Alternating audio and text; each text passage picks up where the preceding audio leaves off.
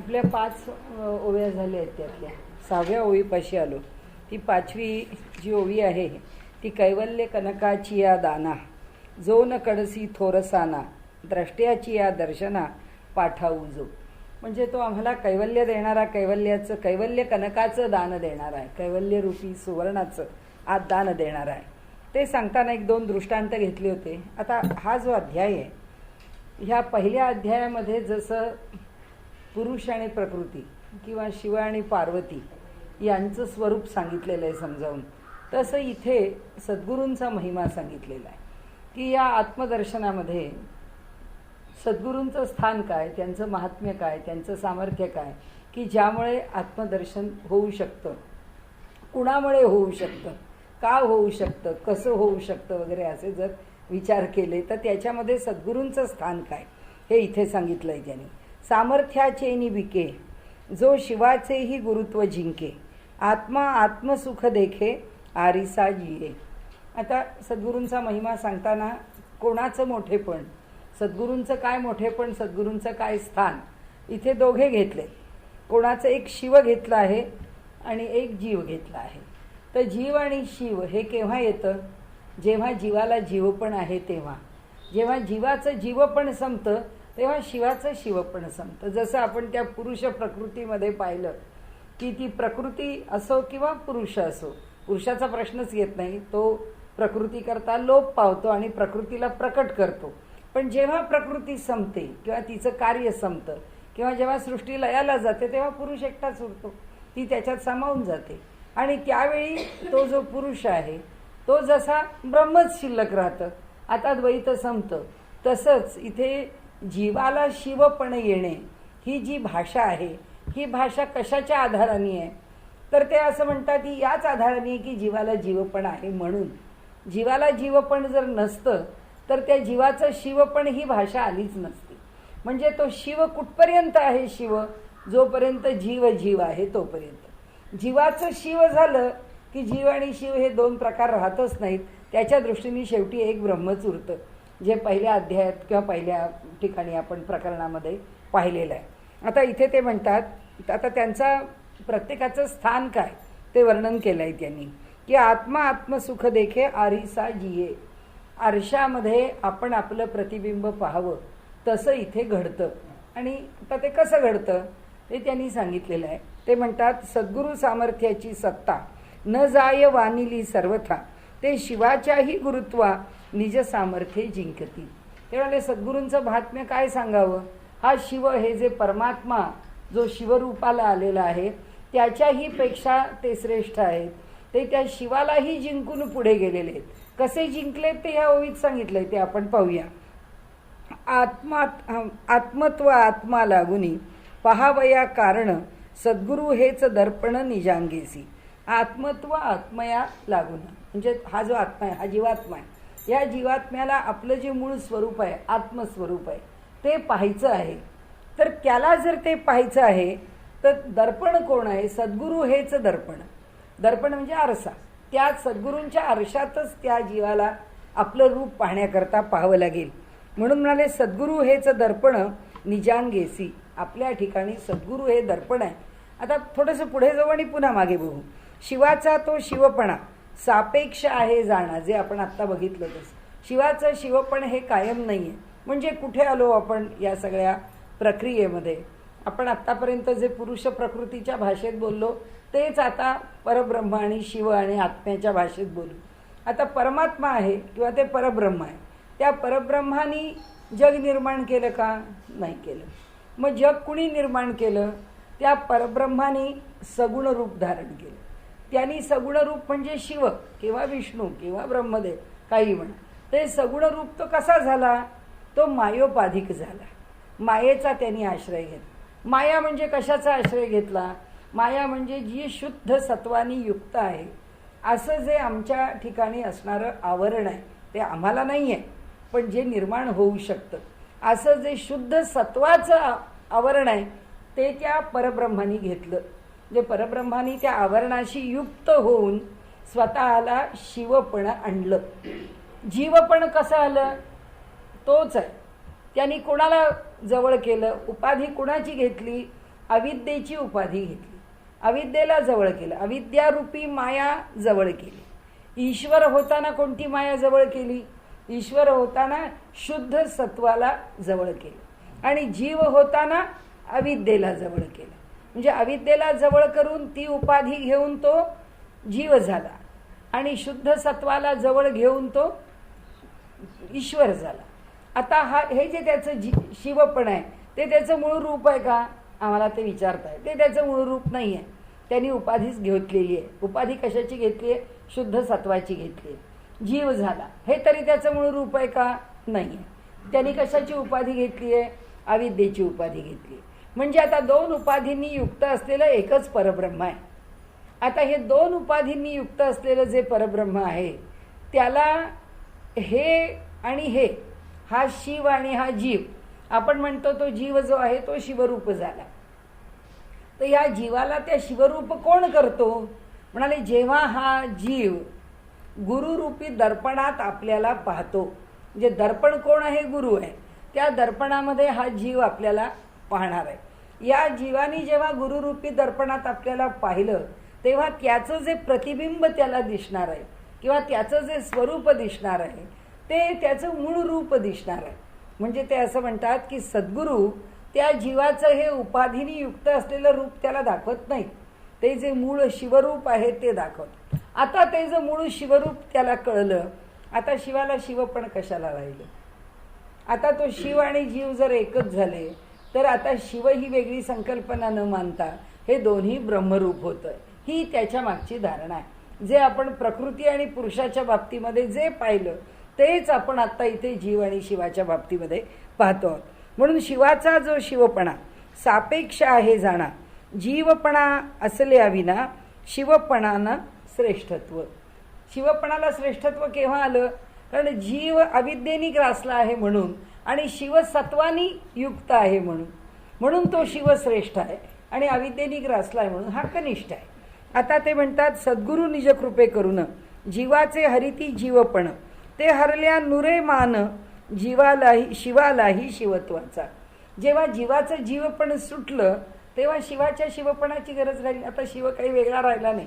आता हे दोघे सारखेच झाले. म्हणजे काय झालं? त्या जीवाला सुद्धा सत्वाचीच उपाधी लागली. जर आम्हाला त्या भाषेत बोलायचं आहे तर जोपर्यंत आता काय मुक्तीच्या पातळीवर दोन प्रकारे मुक्ती सांगितली जाते. एक इथे ह्या देहामध्ये झालेली प्राप्त झालेली जी मुक्ती आहे ती जी मुक्ती आहे त्या मुक्तीला त्यांनी सद्योमुक्ती, इथेच तो मुक्त होतो हे प्रामुख्याने.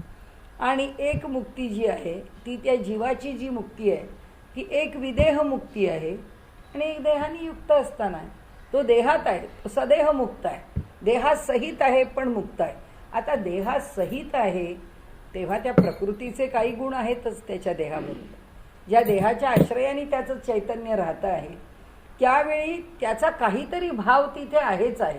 म्हणजे ते चैतन्य काही उपाधीनी युक्त आहेच. मग आता ती उपाधीनी युक्त आहे, मग आमच्यासारखंच कर्म होतं का? मग आमच्यासारखेच त्याच्या ठिकाणी दोष लागतात का? मग आमच्यासारखंच कर्माचा लेप त्याला लागतो का? हे काही होत नाही. हे का होत नाही? त्याचं कारण तो जीव आता शिव झालेला. आता जसा परमात्मा म्हणजे आमच्या दृष्टीने विष्णू हे सगळं भरण पोषणाचं काम करतो, शिव जसा संहाराचं काम करतो. आता त्यांनी संहाराचं काम केलं म्हणजे त्याच्या परमात्मा रूपाला बाधा आला का? तो म्हणतो नाही, कारण मी शुद्ध सत्वानी युक्त आहे, परब्रह्माची जाणीव माझ्या ठिकाणी आहे. पण ही उपाधी हे जग निर्माण करण्याकरता मी स्वीकारली. ह्या उपाधीच्या बाहेरच मी आहे, ह्या उपाधीला मी धरून नाही आहे. ही उपाधी मला आहे याचा अर्थ ही समजून घेण्यापुरती उपाधी, नाही तर ह्या उपाधीच्या दोषांनी मी युक्त नाही आहे.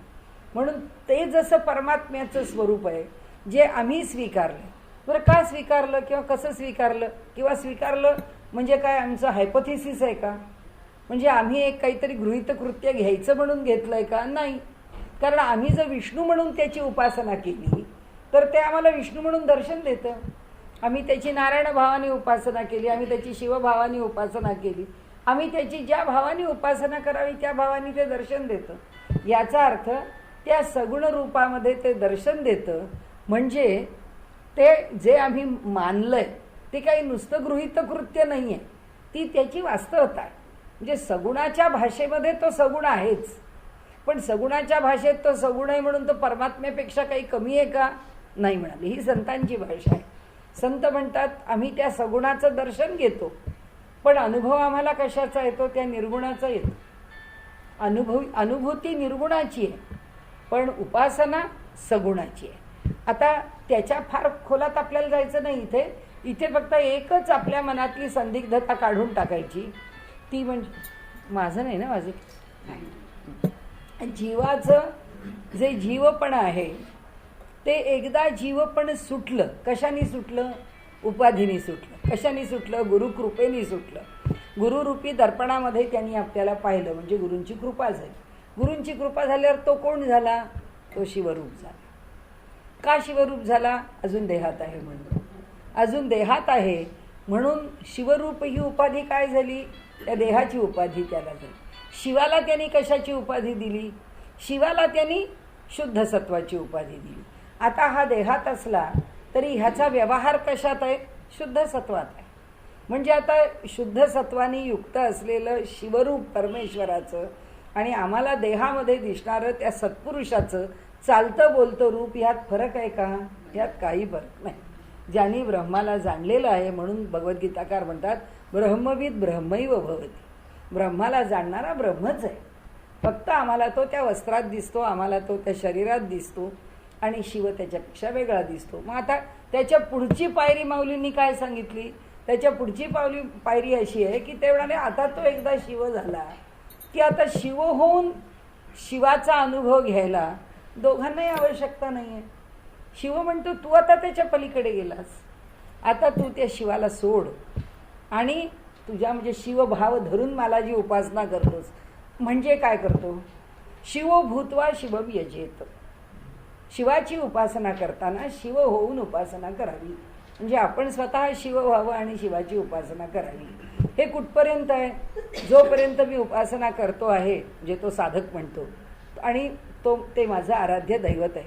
पण जेव्हा साधकच शिवरूप झाला तेव्हा, म्हणजे रामकृष्ण परमहंसांचं आपण उदाहरण घेऊ. रामकृष्ण परमहंस कालीमातेची उपासना करत असत. त्यांना कधीच भेद कळत नसे की आपला देह आहे का कालीमाता आहे. ते पूजेला बसत तेव्हा ती फुलं आपल्याच डोक्यावर वाहून घेत असत. त्यांना काय आपण आणि कालीमाता म्हणजे हेच आहे ना, शिवभूत्वा शिवम यजेत असंच आहे की त्या देवीची उपासना करतात. देवता रूपच ते झालेले. जेव्हा देवता रूप होऊन ते उपासना करतात तेव्हा त्यांच्यावरती काय सोपवलं किंवा त्यांच्याकरता कुणावर कामगिरी काय सोपवली? ती जी सोपवली ती त्या लँगटांवर सोपवली. त्यांना सांगितलं की अजूनही हा शिवाचं शिवपण आणि आपलं भक्तपण सोडायला तयार नाही. तो शिव म्हणून त्यांची उपासना करू दे, पण हेच अंतिम आहे असं धरून जहा राहिला तर त्याला अद्वैताचा अनुभव करणार नाही. आणि म्हणून त्यांना जो आदेश आला त्या लँगटांना, त्या आदेशाप्रमाणे ते लँगटा रामकृष्णांच्या इथे आले आणि त्यांच्या सहवासात आल्यावर ते म्हणाले की तुम्हाला अद्वैताचा अनुभव द्यायचा आहे, कारण तुम्ही सारे आयुष्यभर सर्व प्रकारची उपासना केलेली. अगदी मुसलमान, ख्रिश्चन जेवढ्या म्हणून परंपरा आहेत त्या सगळ्या परंपरेनी ईश्वराचं जे वर्णन केलंय त्या त्या पद्धतीने उपासना केली आणि त्या त्या पद्धतीने उपासना करून त्यांनी अनुभव घेतला. आणि म्हणून म्हणाले तुम्ही जर तो अनुभव घेतलेला आहे तर आता हा अद्वैताचा अनुभव घ्या. तर ते म्हणाले ठीक आहे, पण काय करावं लागेल? अद्वैताच्या अनुभवाची मला काही गोडी नाही. देवीची उपासना करावी, तिची पूजा अर्चा करावी, तिला सातत्याने माझ्याजवळ ती आहे याचा आनंद एवढंच मला आवडतं. नाही म्हणाले तुम्हाला या आज्ञाचक्रामध्ये तुम्ही जिथे तुमच्या देवतेला प्रस्थापित केलंय त्यांना कालीमातेचं दर्शन भ्रूमध्यामध्ये होत असे आणि ते जे कालीमाता आहे ती एखादा छेद द्यावा तशी ती संपवून टाका तिथून, त्याशिवाय अद्वैताचं. ते म्हणाले हे फार कठीण आहे. म्हणाले करावं लागेल. त्याप्रमाणे त्या आज्ञाचक्रामध्ये दिसणारी ते कालीमातेचं रूप आहे ते त्यांनी आपल्या अंतःकरणातून पुसून टाकलं. ही स्थिती आल्यानंतर त्या लँगटांनी सांगितलं आता ती काय छोटी झोपडी बिपडी जे काय होतं त्याच्यात तुम्हाला मी अमक्या ठिकाणी बसवतो, मी तुमच्या भ्रूमध्याला स्पर्श करतो वगैरे जी काही त्याची प्रक्रिया आहे त्या प्रक्रियेप्रमाणे त्यांनी तिथे स्पर्श केला. बसा म्हणाले, तुम्हाला तुमची समाधी लागली आणि तो अद्वैताचा जो अनुभव आहे सगळं विरघळून जाण्याचा अनुभव आहे, तो शिल्लक काहीच राहत नाही त्या अद्वैतामध्ये. तर असा अनुभव आल्यावर तुम्हाला जेव्हा ते नकोसं होईल तेव्हा तुम्ही खूण करा मला, मी तुम्हाला त्याच्या बाहेर काढतो त्या अनुभवाच्या.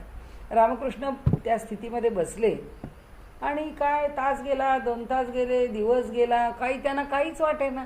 ते उत्तम स्थितीमध्ये बसलेले आहेत, आनंदात आहेत, त्यांना कुठलाही त्याचा त्रास झाला नाही. दिवस गेला, रात्र गेली, दुसरा दिवस, दुसरी रात्र, तिसरा दिवस, तिसरी रात्र. तेव्हा ते लॅमटा घाबरले, म्हणाले ही अशी जर अद्वैताची स्थिती अधिक काळ आली तर देहसुद्धा राहणार नाही. कारण त्या अद्वैत स्थितीमध्ये देह टिकणं सुद्धा अवघड होईल. तेच स्वतः आत गेले, त्यांनी त्यांच्या भ्रूमध्याला स्पर्श केला आणि त्यांना म्हणाले की तुम्ही आता बाहेर या. तर तेव्हा ते म्हणाले काय झालं? नाही म्हणाले तुम्हाला किती त्रास झाला? काही त्रास झाला नाही म्हणाले, मी आनंदातच आहे, मला काहीच त्रास झाला नाही. म्हणजे असं तुम्ही म्हणता त्या पद्धतीने यातून बाहेर यावं असं मला काही वाटलं नाही. त्यावेळी ते लॅंगटा म्हणाले तुमची ही जी सगुणाची उपासना आहे या उपासनेचा दर्जा मी ओळखू शकतो. फार मोठे मोठे अधिकारी लोकसुद्धा 2 किंवा 3 मिनिटाशिवाय हा अनुभव घेऊ शकत नाही. तुम्ही 3 दिवस 3 रात्र हा अनुभव घेता. सांगण्याचा हेतू असा आहे की सगुणाची उपासना करण्याकरता ते सगुण रूप स्वीकारून मी भक्त आहे ही भावना कायम ठेवून ही उपासना सातत्याने भक्त करतो. इथे अमृतानुभवात काय सांगायचं आहे ते कितीही श्रेष्ठ. म्हणून तर माऊलींची 2 विधानं अमृतानुभव असताना आपण ते एक कायम विचारात घेतो, आपण त्याचा पुन्हा पुन्हा संदर्भ लक्षात घेतो. लक्षात एक नक्की ठेवायचं की माऊली अद्वैतानी भगवंताशी एकरूप झालीच आहे. तिथे अद्वैताच्या अनुभवामध्ये काही गडबड नाही, तो सर्वश्रेष्ठ अनुभव त्यांनी घेतलेला आहे. पण तो घेतल्यानंतर सुद्धा देहामध्ये जेव्हा सदेह मुक्ती आहे, या देहामध्ये मुक्त स्थितीमध्ये ते वावरत आहेत. कशाचाही स्पर्श कोणत्याही कर्माचा नाही. आपण आता जो मुद्दा घेतला ना की आता मोक्ष प्राप्त झालाय पण देह आहे, पण या देहाने केलेल्या कोणत्याही कर्माचा बाध किंवा लेप त्याला लागत नाही. देहाने कर्म, कारण जोर देह आहे तोवर कर्म होणार आहे. माऊलींनी तीर्थयात्रा केली, त्या तीर्थाटनाच्या काळामध्ये भारतामध्ये अनेक ठिकाणी ते जेव्हा गेले, काशी विश्वेश्वरापासून अनेक प्रसंग आहेत, आपण केव्हा तरी पुढे ते प्रसंग बघूया. म्हणजे निवृत्तीनाथांचं मोठेपण आणि या भावंडांचं मोठेपण काशी विश्वेश्वराच्या मंदिरात लोकांच्या लक्षात आलं की हे केवढे मोठे. ते काय आपलं स्वरूप प्रकट करून कुठे फिरत नव्हते, पण त्या तीर्थावळीच्या काळामध्ये सुद्धा लोकांनी त्यांच्या मोठेपणाचा अनुभव घेतला.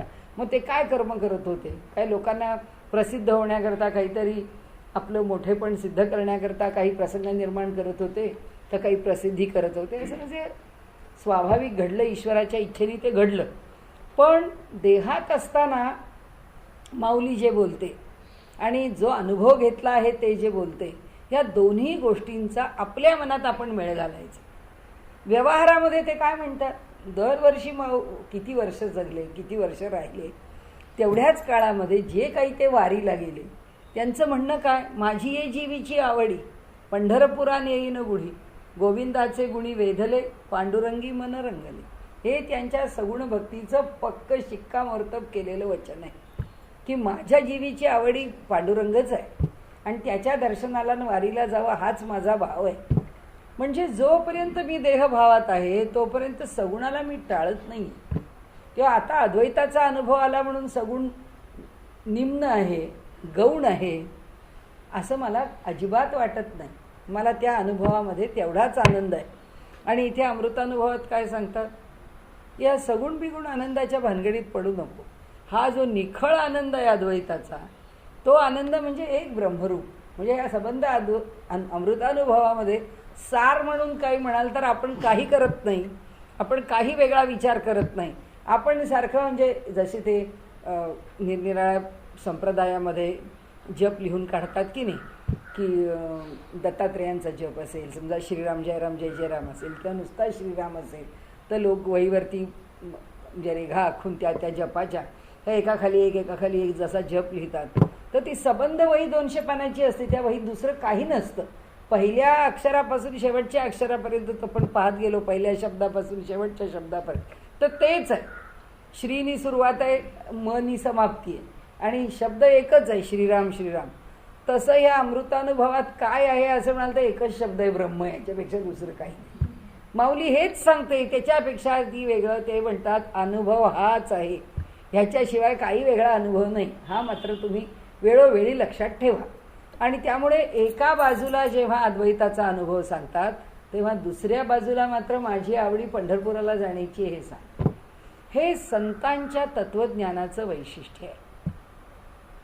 हे तुम्हाला शंकराचार्य सांगणार नाहीत, हे तुम्हाला मध्वाचार्य सांगणार नाहीत, हे तुम्हाला रामानुजाचार्य सांगणार नाहीत, हे आपले कोणतेही आचार्य आपल्याला हे सांगणार नाहीत. का नाही सांगणार? त्याचं कारण आहे की त्यांनी एक भूमिका घेतलेली आहे पक्की. आपण पहिल्या दिवशीपासून बोलतोय तेच. पुन्हा पुन्हा तो विषय घेतला की आपल्या दृष्टीने पण तो आणखीन त्या पातळीवरती स्पष्ट होत जातो. का नाही सांगणार ते नाहीच सांगणार. त्याचं कारण असं की त्यांनी एक केवल अद्वैत हे तत्वज्ञान स्वीकारलंय. मध्वाचार्यांनी द्वैत स्वीकारले. मध्वाचार्य कधीही भगवंताशी अद्वैत होता असं कधीही चुकूनही म्हणणार नाही. ते नेहमीच म्हणणार तो भगवंत जो आहे तो देव आहे किंवा तो विष्णू सर्वोत्तम तत्व आहे आणि हा जीव जो आहे तो दासानुदास आहे. ह्याच्यापेक्षा ते वेगळी भाषाच बोलणार नाहीत. आणि शंकराचार्य कधीच म्हणणार नाहीत की ही जी सगुण उपासना आहे ही उपासना मोक्ष प्राप्त करून देते. मुळीच नाही. चित्तशुद्धी करता खुशाल करा. चित्तशुद्धी होईपर्यंत ही उपासना आहे. पण अनुभव अद्वैताचा आहे. तो केवळ अद्वैताचा अनुभव आहे आणि त्या अनुभवाशी या सगुण उपासनेचं काही घेणं देणं नाही. ह्या दोन गोष्टी भिन्न आहेत आणि ही पायरी आहे. सगुण उपासना ही अद्वैताच्या प्राप्तीच्या मधली पायरी आहे आणि या पायरीवरती ईश्वराची उपासना करून चित्त शुद्ध झालं की मग आम्ही ज्याला साधन चतुष्टय असं म्हणतो की त्या जीवाच्या ठिकाणी मोक्ष प्राप्त करण्याची इच्छा आहे. मोक्ष म्हणजे ज्ञान. कारण ज्ञानात एव तू कैवल्यम. ज्ञानाने कैवल्य प्राप्त होतं. मग ते ज्ञान प्राप्त करण्याकरता काय आवश्यकता आहे? ते साधन चतुष्टय. त्याची मिनिमम क्वालिफिकेशन अगदी कमीत कमी अधिकार संवित काय आहे? इहामूत्र फलभोग विराग, नित्यानित्य वस्तू विवेक, मुमुक्षत्व आणि शमदमादी साधन संपत. या 4 गोष्टी पाहिजे. नित्यानित्य वस्तू विवेक झाला पाहिजे की हे नित्य काय अनित्य, हे स्वीकार्य का स्वीकार्य नाही. ज्ञानाने चालला ना तो. काय काय टाळायचं ते टाळत जाणार.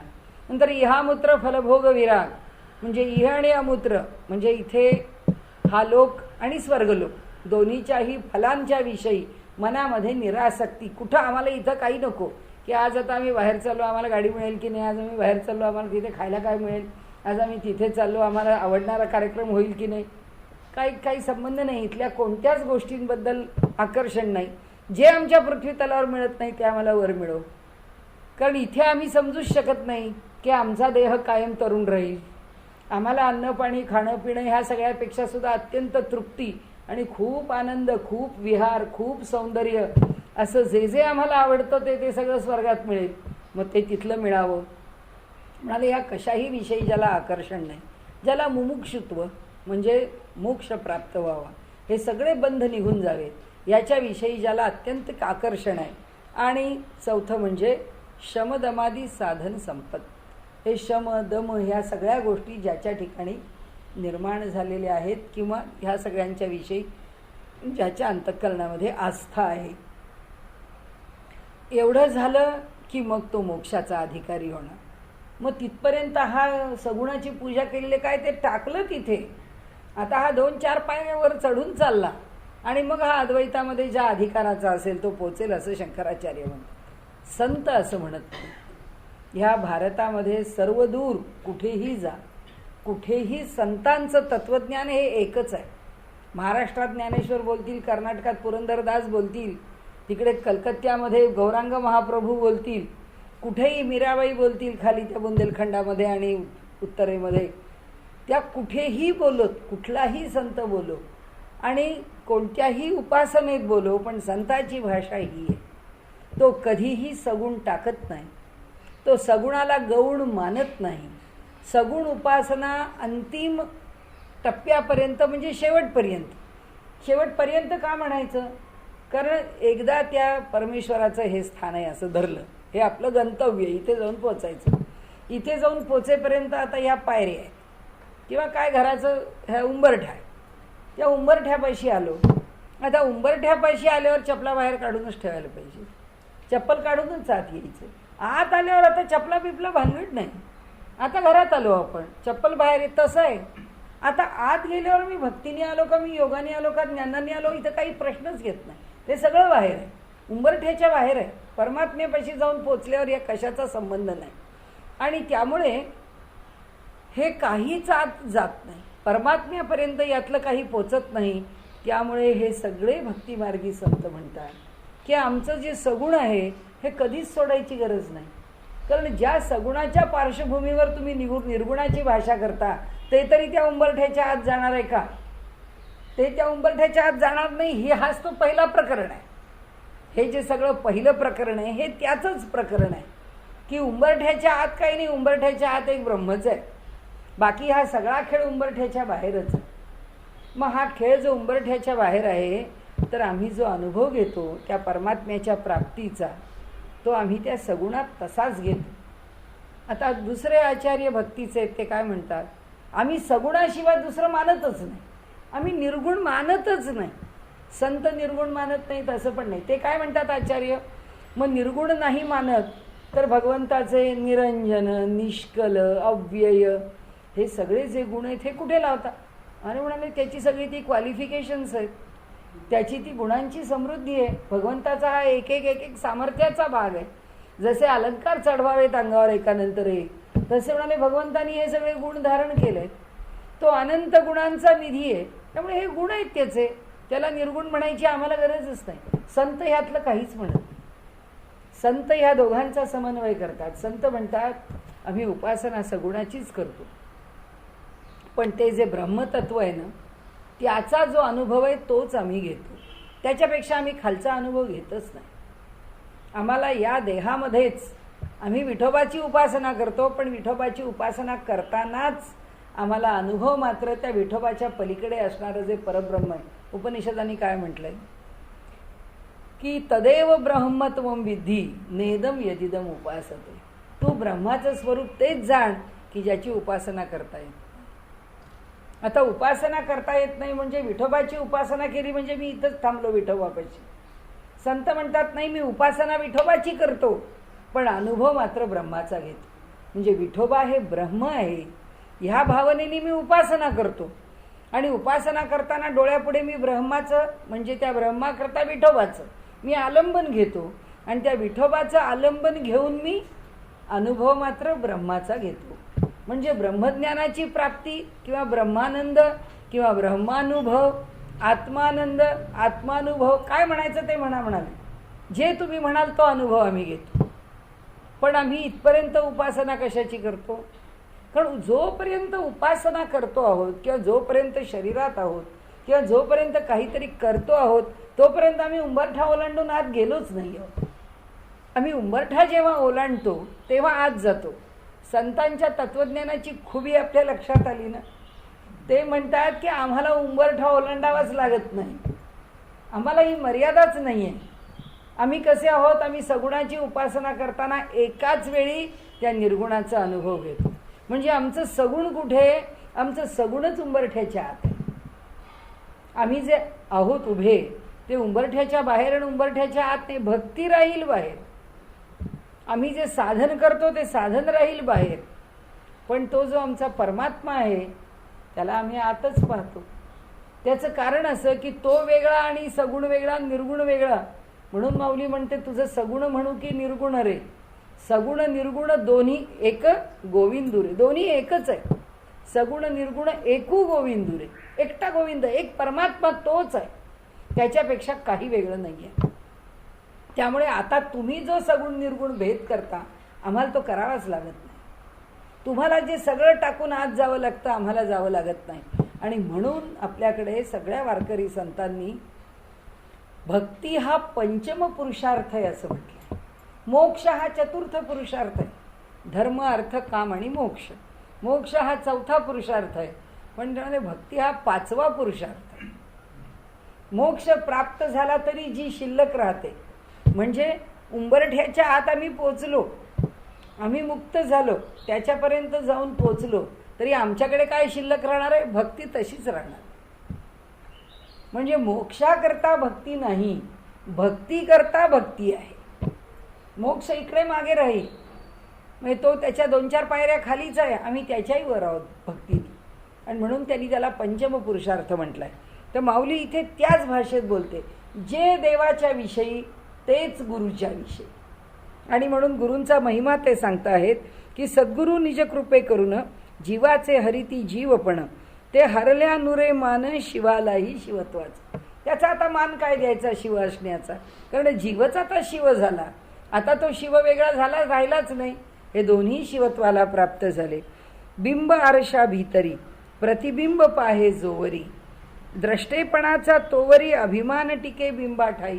म्हणाले जोपर्यंत जीव आहे आणि तो जोपर्यंत त्या दर्पणामध्ये प्रतिबिंब पाहत आहे तोपर्यंत काय होतं, द्रष्टेपणा जोवर पाहणं जोपर्यंत शिल्लक राहतं तोपर्यंतच त्या बिंबाच्या ठिकाणी मी कोण आहे याचा अभिमान शिल्लक आहे. ते म्हणतात आता जेव्हा ह्याला जीव म्हणून त्या आरशात पाहायचंच नाही आहे, ह्याला त्या आरशामध्ये याचं प्रतिबिंबमुळे शिव म्हणूनच दिसतंय. का दिसतंय, हा जीव असून शिव दिसतंय का, नाही म्हणाले. हा शिव झाला म्हणून शिव दिसतंय. म्हणजे हा जीव म्हणून आता शिवाकडे पाहत नाहीये, हा शिव होऊन शिवाकडे पाहत, हा शिव झालेला आहे. म्हणून ते म्हणतात की आता ह्या बिंबाकडे आता कोणता अभिमान राहिला, मी जीव नंबर 1 जीव नंबर 2 असं काही राहिलं का. आम्ही आमच्या जीवाला नावं दिली आहेत. आपल्याला जीव नंबर 1 म्हटलं तर बरं नाही वाटणार, पण आपलं नाव घेतलं म्हटलं चला हा जीव कोणाचा, हा कल्याणीचा, हा जीव कोणाचा, हा आणखीन कोणाचा, असं जेव्हा म्हणू. पण तो जीव मी अमुक आहे, आता पुढे येईल, ज्याला आपण अहम ममत्व म्हणतो, की मी अहम, माझ्यातला माझं अस्तित्व असण्यातला अहंकार, आणि माझं मी आणि माझं अहम ममत्व हे जोपर्यंत शिल्लक आहे तोपर्यंत तो जीव आहे. जेव्हा अहम आणि ममत्व सुटलेलं आहे तेव्हा हाच शिव आहे आणि त्या प्रतिबिंब रूपामध्ये तो शिवालाच पाहतोय. म्हणून ते सांगतात बिंब आरशा भीतरी प्रतिबिंब पाहे जोवरी, द्रष्टेपणाचा तोवरी अभिमान टिके बिंबा ठाई. तोपर्यंतच त्या बिंबाच्या ठिकाणी अभिमान आहे. येथे बिंब ते शिवपण, प्रतिबिंब ते जीव जाण, सद्गुरु तो दर्पण त्या दोहोसी दाविता. आता इथे त्यांनी उलट सांगितलं. म्हणाले आता कसं आहे, येथे बिंब ते शिवपण, जे पाहायचं आहे म्हणजे हा जो जीव आपल्याला पाहतो आहे तो शिवच आहे. आणि प्रतिबिंब ते जीव जाण, निर्माण होताना शिवापासून जीव निर्माण झाला. उलटी भूमिका त्यांनी सांगितली. म्हणाले तोपर्यंत काय झालं की म्हणाले आता जीव जाण, सद्गुरु तो दर्पण त्या दोहोसी दाविता. आणि सद्गुरु काय आहे, आरसा आहे, तो त्या दोघांना दाखवतो. काहीच फरक पडत नाही. ह्याला प्रतिबिंब म्हणून आत पाहणं काय आहे, कुणाच्या बाजूनी पाहिलं, शिवाच्या बाजूनी पाहिलं तर शिवबिंब आहे, ते प्रतिबिंब आहे. जीवाच्या बाजूनी पाहिलं की जीवबिंब आहे, शिव प्रतिबिंब आहे. पण शेवटी बिंब आणि प्रतिबिंब एवढंच आहे. आता हे पण आपण पुढे बघू. हे अद्वैतामधले काही वाद आहेत, अध्यासवाद, प्रतिबिंबवाद, सुवर्ण अलंकारासारखा वाद, की सुवर्णाचा अलंकार आहे, ती एक पुन्हा भिन्नता आहे. त्याला परिणामवाद म्हणतात, की कायमस्वरूपी झालेला परिणाम नाही येतो. की सुवर्णाचं आता दुधाचं दही झालं, परिणामवाद आहे. पुन्हा दह्याचं दूध होत नाही. सुवर्णाचा अलंकार झाला तरी 1760 वेळा घडवता येत. रज्जूवरती सर्प हा भासला पण रज्जूचा सर्प नाही झाला, पण सुवर्णाचा अलंकार घडला. म्हणजे हे जे बारीक बारीक बारीक फरक आहेत ना, ते आपण पुढे बघू एकदा जेव्हा अद्वैताच्या मध्ये पुन्हा आपण घेऊ तेव्हा. तर म्हणून त्यांनी सांगितलं की कोणत्याही बाजूनी बघा, की जीवाच्या बाजूनी बघा तर जीव आपलं बिंब आहे, ते प्रतिबिंबाच्या ठाई प्रतिबिंब रूपात पाहिल तर तो परमात्मा दिसेल. शिवाच्या बाजूनी शिवानी निर्माण केलं असं म्हटलं तर शिवानी जीवाला निर्माण केलं, आणि शिवानी ज्याला निर्माण केलं त्याला शिव जो आहे तो त्या प्रतिबिंब रूपामध्ये बघतो आहे. पण ह्या दोघांनाही दाखवणारं ते दर्पण आहे. तो गुरु काय सांगतो त्या जीवाला, म्हणजे अधिक सार्थकता त्या दृष्टांत आहे किंवा त्याच्या द्रष्टेपणाची आहे, ती जीवानी आपल्याला पाहावं अशी आहे. कारण त्या दर्पणात, गुरुरूपी दर्पणात तो स्वतःला बघतोय. शिवाला गुरुरूपी दर्पणात बघण्याची गरज नाही आहे, कारण शिवश्रेष्ठच आहे. पण त्याला त्या दर्पणात पाहण्याची आवश्यकता नाही. फक्त हे काय आहे, हे 2 वे सांगितलंय त्यांनी आपल्याला, की इथून तिथे बघा किंवा यानी त्यात बघा, जीवानी त्यात बघा नाही तर शिवानी त्यात बघा. म्हणून तो दर्पण ऐसे करी जीवाचा जीवपणा हरी. तर तो जो जे दर्पण आहे, तो जो आरसा आहे, तो आरसा काय करतो, जीवाचं जीवपण संपवून टाकतो आणि शिवपणाच्या सागरी त्यासी करी समरस, आणि शिवपणाशी एकरूप करून टाकतो. शिवाठाई सापेक्षत्व तैसे नोहे सद्गुरुत्व ते अपेक्षारहित आहे शुद्ध सर्वता. आता शिवाच्या ठिकाणचं जे साप, आता गुरु कसे मोठे, सगळा गुरु महिमा चाललेला आहे. ते म्हणाले हा शिव केव्हा होतो, जेव्हा जीवाचं जीवपण आहे तेव्हा. जेव्हा जीवाचं जीवपण संपतो तेव्हा शिवपण राहत नाही. म्हणजे याचा अर्थ शिवाला आलेलं शिवपण आहे हे सापेक्ष भावानी आहे, हे रिलेटिव्ह टर्म आहे. जीव आहे म्हणून शिव आहे. गुरुचं असं आहे का, म्हणाले शिष्य आहे म्हणून गुरु नाही आहे, गुरु आहेच, त्याच्यामध्ये फरक पडतच नाही. म्हणून त्यांनी सांगितलं शिवाठाई सापेक्षत्व, ईश्वरापेक्षा सुद्धा गुरु कसा मोठा आहे ते त्यांनी सांगितलं. म्हणून आपल्याकडे उर्दू हिंदीमध्ये ते हे आहे ना, दोहा आहे ना, गुरु गोविंद दोऊ खडे काके लागू पाय, बलिहारी गुरुदेव को गोविंद जिने दिखाव. म्हणाले ज्यांनी मला गोविंदाचं दर्शन घडवलं, गुरु आणि गोविंद दोघे समोर येऊन उभे राहिले, तर कोणाचे पाय धरशील तू. त्यांनी सांगितले बलिहारी गुरुदेव के, आमचा सगळं हरण करणारा संकट किंवा आमचं अज्ञान तिमिर दूर करणारा जो गुरु आहे त्याचेच पाय धरीन. त्याचं कारण असं की त्यांनीच त्या गोविंदाला दाखवलं गोविंदानी काय केलं. म्हणून तर नामदेव महाराज म्हणतात घेशी तेव्हा देसी ऐसा अससी तू उदार. तू काय करतोस, घेतल्या तू हिशोब मांडतोस, तुझ्याकडे सगळा व्यापार आहे, देवाणघेवाण आहे की आम्ही केलं तर तू करणार. गुरुदेव तसे नाही आहे, ते त्यांच्या बाजूनी आमच्यावर उपकार करतात किंवा आम्हाला कृतार्थ करतात किंवा आम्हाला जीवनामध्ये सार्थकता प्राप्त करून देतात. इथे त्यांनी बोधचंद्राची या कला. आता बोध म्हणजे ज्ञान, ज्ञान हे कलेनी आहे. म्हणजे त्याला ज्ञानाला रूपक काय दिलं, कला. द्वितीयेची कला, तृतीयेची चंद्रकला, चतुर्थीची चंद्रकोर. हे जशा रोज वेगवेगळी कोर जर आम्ही आमच्याकडे एखाद्या चित्रकाराने एका कागदावर जर काढून ठेवली तर प्रत्येक कोर वेगळी आहे. तसा जो बोध आहे आमच्या जीवाला होतो तो असा वेगळा वेगळा होतो. म्हणजे आत्ता बोध झाला, आता काय, मी म्हटलं काय हो आता तुम्ही आज लवकर बोलावलं मला, आज आमचं 5:30पर्यंत झालं असतं, पण ठीक आहे आता मी आधी तुम्ही बोलला असतात तर आम्ही आमचा क्लास 4 वाजता घेतला असता. तर पुन्हा काय वाटलं, नाही ठीक आहे ना 15 मिनिटाचं आहे, कशाला त्यांना नाही म्हणायचं, आपण जाऊया, त्यांचं मन नको दुखवायला. हा सगळा एका घटनेच्या मागचा बोध आहे. मग काय करूया, मग मी 5 वाजता, मग 5ला तरी तुम्ही तिकडे परत या. म्हणतं मग मी घरी परत येत नाही, तुम्हीच मला इथे घ्यायला या. म्हणजे हे काय आहे, एक घटना आहे, त्या घटनेवरती किती चरविच्चरवण आहे की मला इथे जायचं आहे, मला हे बोलायचं आहे, यात किती विषय होईल. 5:15 झाली की मी थांबायचं आहे का, मग मी 5:15ला नाही थांबत, तुम्ही मला एक रिंग द्या, तुम्ही एक मिस्ड कॉल दिला की मी माझं बोलणं थांबवीन, तुम्हीच जर नाही लवकर आलाय तर आमचा क्लास का मी लवकर संपू. सगळा एका गोष्टीच्या मागचा बोध आहे.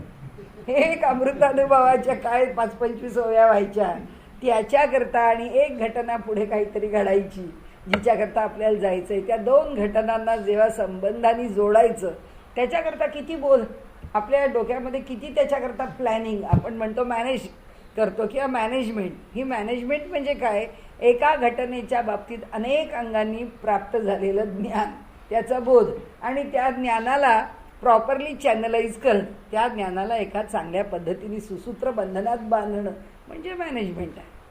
तर हे त्यांनी आपल्याला असं सांगितलं की चंद्राच्या जशा कला रोज बदलत जातात तसं आम्हाला प्राप्त होणारं जे ज्ञान आहे ते प्रतिक्षणी बदलत जातं. एकाच गोष्टीच्या विषयीच आपण हे अमुक केलं, आपण हे असं करायला नको होतं खरं, तेव्हा लक्षात नाही आलं, पण आता बदलूया का, तेवढ्यात बरोबर आत्ताच बदला ना, मग कशाला पुन्हा 5 वर्ष वाट बघता. झालं म्हणजे एका गोष्टीच्या विषयी झालेलं ज्ञान आहे, ते ज्ञान आम्हाला वेगळं वाटलं, वेगळं जाणवलं, म्हणून आम्ही ते बदललं. ह्या बोध कला आहेत. कला म्हणजे त्याची वेगवेगळी रूपं आहेत, त्याची वेगळी वेगळी अंग आहेत एकाच गोष्टीची. म्हणजे विखुरल्या एक वेळा, त्या जेव्हा विखुरलेल्या असतात, जे मनात 1760 विचार असतात, जेव्हा एक निश्चित झालं संपला विषय, तसं न होता मनुष्याच्या ठिकाणी त्या विखुरलेल्या स्थितीत अनेक प्रकारांनी त्याचा बोध असतो. मग हे काय करावं, मग ते काय करावं, मग त्याचं काय करावं, मग ह्याचं काय करावं, अशा सगळ्या ज्या अनेक कला आहेत त्या जेव्हा विखुरलेल्या असतात तेव्हा आमच्या बुद्धीची स्थिती काय असते त्यांनी सांगितलं, तेव्हा अमावस्या असते, सगळा अंधकार आहे आमच्या ठिकाणी. पुढे ते म्हणतात कृपा पुनिव लीळा करी जयाची. म्हणाले जेव्हा पुनवेचा चंद्र उगवतो म्हणजे काय होतं, चंद्राच्या सगळ्या कला एकत्र येतात. आता कुठेच कला वेगळी राहिली नाही. रोज वेगळी दिसणारी कला आता त्या पुनवेच्या दिवशी एकत्रच दिसत आहेत. त्यातली आता वेगळी कला कुठे पाहण्याचा प्रश्नच उरला नाही. आता जेव्हा म्हणाले ती पौर्णिमेचा चंद्र आहे, तो काय लीला करतो, तो आम्हाला यथार्थ ज्ञान देतो. माऊलींना सांगायचं आहे की ह्या ज्या भिन्न भिन्न भूमिका आहेत बुद्धीच्या पातळीवरच्या, त्या तोपर्यंतच आपला व्यवहार फार प्रभावीपणाने करतात जोपर्यंत आमच्या जाणीवा विखुरलेल्या असतात. जेव्हा आमच्या सगळ्या जाणीवा एका ठिकाणी येऊन गोळा होतात, त्या गोळा होणं म्हणजे पुनवेचा चंद्र आहे. आणि तो काय करतो, त्यांनी लीला शब्द वापरला की तो लीळा असं म्हटलंय, कृपा पुनी व लीळा करी जयाची. आता ते पुढचं वाचूया आपण. हानी न होता हिंदुत्वासी. आता काय त्यांनी सांगितलं, आता हे महत्वाचं की म्हणाले त्या चंद्राचं चंद्रपणाला काही हानी येते का, कला फक्त आम्हाला दिसतात. तो आज प्रतिपदेचा आहे, उद्या द्वितीयेचा आहे, चतुर्थीचा आहे, दशमीचा आहे, एकादशीचा, आम्हाला वाटतं. पण हिंदुत्वाची हानी म्हणजे त्या चंद्राच्या रूपामध्ये काहीही फरक न पडता कळा अधिक उण्या प्रतिदिवशी रोज त्या कला बदलत राहतात. होती त्याच पौर्णिमेसी मिळून येती ठाई एक्या. पण तेच पौर्णिमा आल्याबरोबर त्यांचं हे विखुरलेपण, या वेगवेगळ्या रोज दिसणाऱ्या कला त्या पौर्णिमेच्या निमित्ताने सगळ्या एकच होतात. म्हणजे पौर्णिमा कृपा सद्गुरूची तेथे बोधरूप अवघ्या कलांची. पौर्णिमा म्हणजे काय आहे तर सद्गुरूंची कृपा आहे. तर ती पौर्णिमा कृपा सद्गुरूची तेथे बोधरूप अवघ्या कलांची. आता हा जो भिन्न भिन्न बोध आहे त्या सगळ्या कलांचं काय होतं, मिळणी होऊन साची दर्शन घडणार पूर्णाचे. त्या सगळ्या कला एकत्र होऊन आम्हाला पूर्णाचं दर्शन घडतं. म्हणजे सद्गुरूंची कृपा झाल्यानंतर बुद्धीमध्ये संशय, भ्रांती, अविद्या काही शिल्लक उरत नाही. अंतःकरणामध्ये संशयाचा 100% निरासच होतं, त्यातलं काही शिल्लक राहत नाही. आता ते काय म्हणतात, जो भेटली याची सवे पुरती उपायांचे धावे प्रवृत्ती गंगा स्थिरावे सागरी जिये. इथे प्रवृत्ती शब्दाचा अर्थ त्यांनी साधन मार्ग असा घेतलाय. कशावरून वाटतं, वरच्या उपायांचे धावेवरून वाटतं. आणि म्हणून अर्थात त्यांनी खाली भाष्यात पण तसंच म्हटलंय. आणि रंगनाथ महाराज परभणीकरांचं अमृतानुभवावरचं भाष्य त्यातही त्यांनी त्याचं स्पष्टीकरण विशेष रूपाने केलं की प्रवृत्ती म्हणजे साधनच समजा, प्रवृत्ती निवृत्तीसारखी समजू नका वगैरे. जो भेटली याची सवे, कोण भेटली याची सवे, गुरु भेटली याची सवे ताबडतोब काय होतं, पुरती उपायांचे धावे. आता तो भेटतो तेव्हा आम्हाला काय भेटतो, दर्पणात ताबडतोब शिव नाही तर परमात्माच भेटतो. तो भेटल्यानंतर आता साधन मार्गाचे उठाठेव धावाधाव संपूनच जाते. प्रवृत्ती गंगा स्थिरावे. आता ही प्रवृत्ती म्हणजे साधन रूपी जी गंगा जी वाहत होती आमच्या जीवनात रोज, की रोज सकाळी उठलं की एवढा जप करू, रोज सकाळी अमुक करू, संध्याकाळी अमुक करू, रोज देवदर्शनाला जाऊ, हे आमच्या आयुष्याबरोबर ही साधन मार्ग वाहतोय. त्या गंगेसारखा तो जो वाहतो आहे तो काय झालं, सागरी जिये. सागराला जाऊन मिळाल्यावर आता गंगा काय धावायची आहे, आता ती जाऊन मिळाली तिथे. म्हणून ते म्हणतात तोच श्री सद्गुरूचा भेटरूपी संगमसाचा. म्हणजे आमच्या साधनारूपी ह्या जीवाला जेव्हा परमात्मरूपी सद्गुरू भेटला, ती गंगा जेव्हा सागराला जाऊन मिळाली तेव्हा ज्या भेटीने स्वस्वरूपाचा प्रत्यय येईल. आता कुठेही ईश्वर प्रत्यय वगैरे नाही, त्याचं आपण मगाशी एवढं चर्वित चर्वण केलं की तो शिव जीवाकरता आहे, अनुभव स्वरूपाचाच आहे, आत्मतत्वाचाच आहे, ब्रह्माचाच आहे आणि तो सद्गुरूच देतो. आणि म्हणून ते सांगतात की त्याचा प्रत्यय येईल. येथे उपायरूप गंगेची. आता उपायरूप म्हणून त्याला अर्थ साधना रूप घेतलाय, यांनी पण तसाच घेतलाय. आणि दोघा तिघांनी विशेषतः रंगनाथ महाराज परभणीकर हे तत्वज्ञानावरती फार अधिकारी होते, त्यांची फार चांगली पकड होती तत्वज्ञानावरची. जे लिहिलेलं पुस्तक आहे ते त्यांच्या शिष्यांनी लिहिले, त्याच्यात फार काही जरी इकडे तिकडे असलं तरीसुद्धा त्यांचं जे म्हणून त्यातलं मुख्य मत आहे ते मत आपल्याला समजू शकतं. त्यात लिहिणाऱ्यांनी जरा आगळपगळ अस्ताव्यस्त लिहिलं आहे, पण रंगनाथ महाराजांच्या इतका या वारकरी संप्रदायामध्ये अलीकडच्या काळामध्ये तत्वज्ञानाची इतकी बारीक चिकित्सा आणि इतकी त्याची पकड असणारा दुसरा संत नाही इतकं म्हणता येईल, इतकी त्यांची तत्वज्ञानाची बैठक उत्तम होती. येथे उपायरूप गंगेची अवघी धाव खुंटे साची. आता ह्या सगळे साधना मार्ग आहेत. त्या समुद्राला जाऊन मिळालेली गंगा जशी आता तिचं प्रवाहित होणं खुंटतं तसं ते खुंटलं म्हणाले. आणि प्रवृत्तीच निवृत्तीची घेई भूमिका तात्काळ. म्हणजे साधन मार्गच, निवृत्तीची म्हणजे आता काही करायला लागणार नाही अशी स्थिती. निवृत्ती म्हणजे मूळ कार्यापासून निवृत्त होणे, त्यापासून बाजूला जाणे, की आता काय करावं, आता काही भजन पूजन आता काही शिल्लक राहिलं नाही, आता तोच होऊन राहिला. आणि त्यामुळे आता वेगळं होऊन कुठपर्यंत आहे, वेगळं होऊन आता ही विदेह मुक्ती आहे, की देहसुद्धा पडला. आता त्या देहाच्या आश्रयाने समर्थांनी सांगितलंय तसं जोपर्यंत देह आहे तोपर्यंत साधन मार्ग सोडू नये. त्या प्रत्येक जीवानी जरी तो शिवरूपाला आला, मुक्त झाला, तरी सुद्धा साधन मार्गाला टाकून जाऊ नये, एक बाजूचं. आणि आता देह पण पडला, देहाची पण उपाधी नाही. हा जो विदेह मुक्त आहे याला यातलं काहीच लागत नाही. हा पुढे निघाला. त्यातही आता आपल्याला फार खोलात जायचं नाही, त्यातही देहात असताना सुद्धा विदेही संत अशी पण आपल्याकडे एक भूमिका आहे. ते आपण पुन्हा बघू. आता आपण तात्पुरता ह्या विषयावरनं पुढे जाऊ. नाहीतर संतांना विदेही संत असं पण म्हटलं, की देहात असताना सुद्धा जे देहाच्या पलीकडेच आहेत. आणि म्हणून इथे त्यांनी सांगितलंय, प्रवृत्तीच निवृत्तीची घेई भूमिका तात्काळ एवंच सद्गुरु दर्शने. अशा प्रकारे सद्गुरूंच्या दर्शनाने संपूर्ण अवघी साधने, ही सगळी, यांनी पण साधनार्थ घेतलाय, सगळी साधनं संपून जातात. स्वस्वरूप सागरी स्थिरावणे होय सहज. आणि आपण आपल्या रूपामध्ये, मूळ रूपामध्ये, आत्मरूपामध्ये तो जीव स्थिरावतो, असं त्यांनी इथे म्हटलंय. जयाचेनी अनवसरे, म्हणजे ज्याची जोपर्यंत गाठ पडली नाही तोपर्यंत. द्रष्टाले दृश्याचे मोहिरे, म्हणजे हा मी द्रष्टा आहे आणि हे जग मी पाहतो आहे. अहो काय तुम्ही म्हणा, तुम्ही पाहिलं नाही का अजून सोरटी सोमनाथाचं मंदिर? नाही हो, माझं काही जाणं झालं नाही, त्या भागात मी अजून गेलोच नाही दर्शनाला.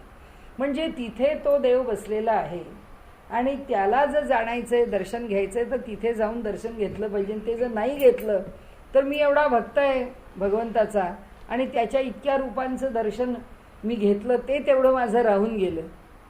हे जेव्हा मनामध्ये येतं त्या तत्वज्ञानी पुरुषाच्या, तेव्हा काय आहे, तो हे जग द्रष्टा रूपाने पाहतो. म्हणजे मी पाहणारा आहे आणि ते मंदिर आहे. त्या मंदिरात मी जाऊन जेव्हा दर्शन घेईन तेव्हाच मी त्या परमात्म्याला पाहिलं, नाही तर त्याचा मला दर्शन झालं नाही, अनुभव आला नाही, त्याला मी पाहिलं नाही. म्हणजे माझ्या ठिकाणी कमतरता आहे किंवा उणीव आहे, त्या दर्शनाला मी घेतलेलं नाही. त्याच्या पुढे जाऊन म्हणू, हा देवळात गेलो आणि देवाला पाहिलं, हा देव आहे आणि मी भक्त आहे. म्हणजे हा द्रष्टा आहे आणि ते देवाचं दर्शन आहे. आपण म्हणतो आज एकादशी आहे, आज विठोबाचं दर्शन घेऊन यावं. त्याचं कारण आपल्याकडे असलं कोणतंच ज्ञान नाही आहे.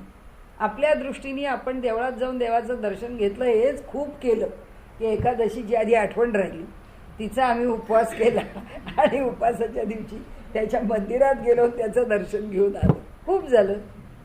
आणि त्यामुळे ही भावना जी आहे ना, ही जोपर्यंत येतो, आम्ही फार निम्न स्तरावर आहे, की आम्हाला फार सामान्य पद्धतीने आम्ही तीर्थाटनाचा किंवा आम्ही फार सामान्य पद्धतीने उपासनेचा विचार करतो, असं त्याचं स्वरूप आहे. आणि म्हणून त्यांनी सांगितलं की जयाचेनी अनवसरे, जो भेटला नाही, त्याची गाठ जोपर्यंत पडली नाही तोपर्यंत द्रष्टाले दृश्याचे मोहिरे, तोपर्यंत हा जो जीव आहे तो ह्या दृश्याच्या प्रत्येक गोष्टीला मोहिरे म्हणजे त्याला लक्ष्य करून, त्या प्रत्येकाला तो दर्शन, जे हे दृश्य आहे, म्हणजे जसं तो आंब्याचं झाड पाहिल तसंच तो मंदिरातली देवाची मूर्ती पाहिल, कारण ते सगळंच त्याला दृश्यच आहे आणि ते दृश्यभावानीच पाहणार आहे. जो भेटत खेव सरे, पण हा भेटला की, म्हणजे सद्गुरू भेटला की, खेव म्हणजे आता वेगळेपण, त्या दोघांचं वेगळेपण राहिलं नाही. बहुरूपची हे, त्याला म्हणाले हे जे वेगळेपण आहे हे वेगळेपण संपतं आणि कशाशी दृढ होतो, खेव कशाची पडते, वेगळेपण जातं, एकपण येतं. कशाशी येतं, जगातली दिसणारी प्रत्येक व्यक्ती तो परमात्माच आहे असं दिसतं. तो भाव 100% त्याच्या अंतःकरणात निर्माण होतो. म्हणून सद्गुरु गाठी पडली नाही तोवरी जीव द्रष्टा होई, दृश्य करोनिया पाही परमात्म्यासह जगात ये. म्हणाले काय होतं, तो परमात्म्या सकट सगळं जग जे आहे ते दृश्य आहे याच भावनेने पाहतो. केव्हापर्यंत, जोपर्यंत सद्गुरूची गाठ पडत नाही तोपर्यंत. तो तीच गाठ पडल्यावरी परमात्मा म्हणजे सद्गुरू भेटल्यावर द्रष्टा दृश्यत्व होऊन दुरी. मी पाहणारा आहे आणि हे दृश्य आहे याचं मी दर्शन घेतो आहे हे दूर होतं. काय दिसतं, सच्चिदानंद जगदांतरी भरला हेच पाहत.